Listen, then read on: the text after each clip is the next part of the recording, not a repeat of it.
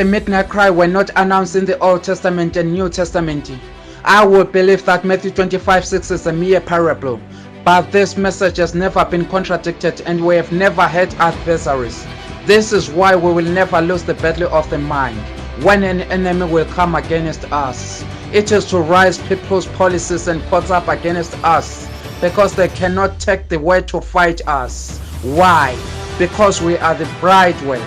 Whether you are Catholic, Protestant, Evangelical or Branhamist, you must know that you are worshippers of Satan, and that the perfect will of God is with the living prophet of your time.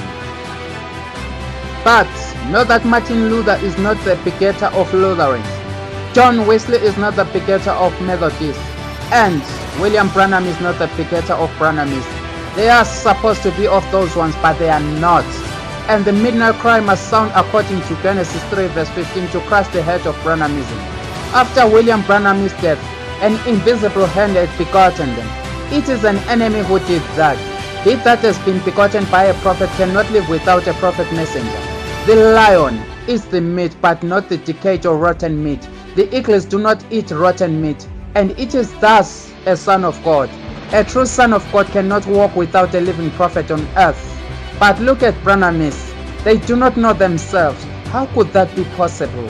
But that is what they are. And it is not I, but it is the vision of April 24, 1993 that shows me. This is exactly truth. I say it in the name of the Lord, and one day I will answer for that before God. In the beginning, they were not equals, and that's why they can live without a prophet messenger among them. In hell, they are church names, whereas in the paradise they are the names of the prophets of God, epoch by epoch. Then I've understood that on earth it is because we are in the fifth dimension that when we see somebody with the Bible in hand, we ask him, if you are a Christian, then what church do you belong to? But in the paradise or under the altar, each prophet is with his Lord. And what we see here on earth, that is what we will see in heaven. The testimony of God in Bible are the prophets and their message. And this testimony is that of the paradise and eternity. Whereas church names are the testimony of hell and fifth dimension, which is the region of the lost and nightmares. At the beginning, things were not the way they are. It is an enemy who has done that. Moses had spent days and days with Joshua, waiting there on the mountain in the sixth dimension. But as soon as Moses entered into the seventh dimension, the people automatically entered into the fifth dimension as well and asked for a golden calf to Aaron. That could not be other way. When you see such and such Christian tendency, when you hear hundreds of Yahweh, Yeshua, Yahweh, Yahweh, and others among Branhamists, these are the works of the fifth dimension. It is an enemy who has done that.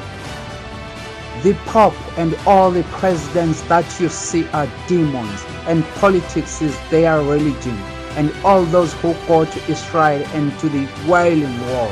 That is why I said that the ears of the Wailing Wall are defiled. All the nations of the earth are beasts, including Israel, and all their actions, even the good ones, are of devil. Look at the American presidents who swear on the Bible while a living prophet is on earth. Look in the whole Bible and show me where a king of Israel was shown in on a scroll of the Torah. But if the apostles, prophets, evangelists, and pastors of the churches crucify Leviticus 8 to confide in the Bible, what can be expected of Caesar? Even the kings of Israel were consecrated by the prophets. And how can someone say, I'm a priest, a pastor, or an apostle, while the living prophet of his time did not consecrate him?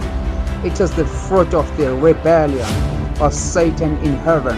It is an enemy who did that.